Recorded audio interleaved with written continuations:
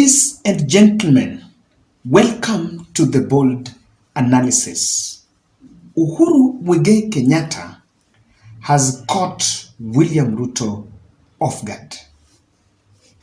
And the latest statement from Mama Ngina, the first High Excellency First Lady, is really opening a discussion in this country tonight. And there are 4 questions that will show you that Uhuru Kenyatta has caught William Ruto off guard. Mama Ngina is telling President Ruto something. Number 1, he's saying that paying tax is a must for all of us, and he's in agreement with that. And if there is a year that I have failed to pay tax and you have evidence, then present that evidence in court. That is the second thing. She's telling William Ruto that if indeed I have not paid, then sell those properties. She's telling President Ruto that you can sell my property. Uza kama sijalipa. I'm telling you, it's hands off.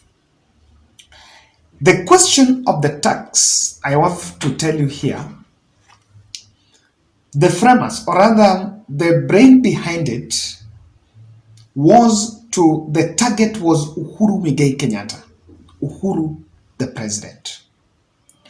And it was brought up to tell Kenyans that Uhuru was in government and to show that he was abusing power and that he amassed wealth so that what he has in this country, or rather, he's been a problem, he's been part of the problem. The target was Uhuru Kenyatta. The target was not the Kenyatta family. But Uhuru tactically has dodged that bullet and has decided to put the mother in front. And the mother is not using kind words, and she's not moved by what Kenya Kwanza are talking about. I want to tell you how this is a bad news to William Ruto. I have been checking social media tweets from Ruto's Twitter wagon, and they're a bit silent. I believe they're still crafting propaganda and counter narratives on Mama Ngina, or maybe they're digging for the evidence to show Mama Ngina that he has not paid so that he pay. You know, the other day, Rigathi Gachagua was telling them that they can pay pole pole. But I want to show you this in details. Kindly subscribe to our channel, click the notification bell, and like our video. There is one thing why Ruto, the first reason why I'm telling you Uhuru has caught Ruto off guard is this. The Ruto team, or Kenya Kwanza team, they wanted political mileage. So they politicized the tax question. Remember, there is I think an amendment that has been proposed in the Senate. They politicized the tax question and dragged the name of the first family, and maybe they did not have what is called tax trail. Tax trail is a trail of how you've been paying or how you've been defaulting. Or in simple terms, do William Ruto have evidence that Kenyatta family have not been paying taxes? Do you have the evidence? Do you have the evidence? And let me tell you, the trap here is simple. There was a law. If we just go with what the population has been fed with, the UDA team has fed us with some document or some act of parliament somewhere that exempted Moi and Kenyatta family from paying the taxes. on the inherited estate duty. It's only one. It's not the other companies. I know Kenyatta family is a multi-billion, has a multi-billion empire. So on that one, there was law that was protecting them. Now, if that law was protecting them from paying, and indeed they didn't pay because they were protected by law, then how do you present an evidence of default? That's why the good lawyer was saying that after recalling, or rather after amending that act, that gazette, recalling that gazette notice, then they will start paying from the time that is recalled. Lakini kama sheria was protecting them before, then you need to blame the people that formed that, the people behind, the ministers behind that gazette notice, but not now. So and I think Ruto assumed that Uhuru Kenyatta was a president and Uhuru Kenyatta didn't follow up these things. This is part of the reason why Uhuru Kenyatta was a president, was to protect Kenyatta One properties. That's the truth. It's a bitter truth. So I think Ruto believed, I think they underrated Uhuru Kenyatta. They were underrating Uhuru Kenyatta, that Uhuru Kenyatta has just laid bare everything. Even at his exit, lazima upange, because he knew he's been in government and the taxation weapon he has been using. So as a president, he knew very well that to some point this might catch up. And so if there were loopholes, then those loopholes were closed. They're no longer open. That's what the tragedy will be. The second observation, why I'm telling you Ruto is caught off guard. How are Mount Kenya leaders that have sharpened their skills and their words abusing and attacking President Uhuru Kenyatta going to attack Mama Ngina? How are they going to attack Mama Ngina? I'm waiting. How are they going to abuse Mama Ngina? Because I'm telling you, it's normally a bit of personal vendetta. On Uhuru Kenyatta, it's normally a bit personal vendetta. You messed this country, you did that, you did that, you did this. Now, Mama Ngina was not a president.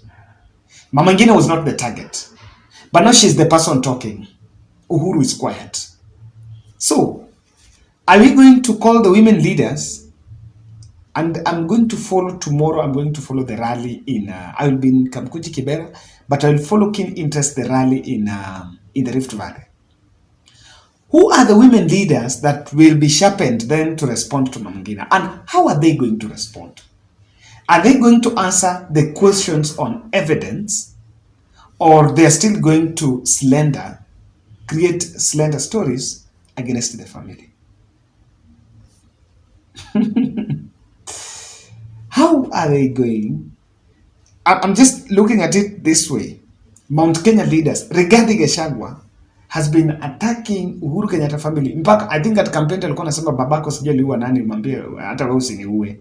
There have been that story. So Rigathi Gachagua has been the choir leader attacking Uhuru. Now Mama Ngina is up. How are they going to attack Mama Ngina, respond to Mama Ngina? Let me tell you the third one. How is Ruto himself going to respond to Mama Ngina? He has a mother. The mother is still alive. Mama Ngina is the person that made Ruto the deputy president. She was the oil behind the 2013 presidential elections. And there are memories of photos of Mama Ngina praying for William Ruto and Uhuru Kenyatta. So when you track your success, the person who's supposed to be Uhuru's running mate was supposed to be Eugene Wamalwa. Before, at one point, Mudavadi was to be the candidate, then it played, then they crafted the Uhuru Ruto ticket. And there are also information that the first family played a key role in making sure that William Ruto's cases at ICC are dropped. Okay, those are unfounded, but of course, those rumors have also been reported in different spaces. So, Mama Ngina have a close, a very good relationship. They should have, by history books, Ruto trace his success from Mama Ngina. He also has a mother. I don't know how they are going to. I don't know. He's also. I'm waiting. Is he going to leave Mama Ngina and then tell Uhuru Kenyatta umetuma mamako? I remember at campaign trail when they used to go and tell Uhuru Kenyatta that wewe toa huyu mzee hapa, wewe tunataka tukuone. I remember Rigathi Gachagua saying that statement. That wewe toa huyu mzee tunataka tukuone. So because they were saying that Uhuru Kenyatta was fronting Raila. Now, Mama Ngina is legitimate owner and co-manager of Kenyatta One Properties. Is it going to take that route? Last, let me tell you. Kenyatta family has decided that the tax question is going to be executed in public as Ruto started and in law, in the courts. You know, what Ruto was expecting was that yeye na Rigathi watapata tu chance going to events and speaking about it and whipping Kenyans mlipe tax, kila mtu alipe tax. But to Kenyatta family, it has been a bit of a slander. And instead, and there will also be a narrative, a theory of caution that maybe when this will be pushed further, they will come to boardroom and ask President Uhuru, William Ruto for the meeting. So what is it saying? They have been saying that it's been funding Azimio. That Uhuru has been funding Azimio rallies. So is Uhuru still funding those Azimio rallies? Is Uhuru still funding those Azimio rallies? And if that is going on,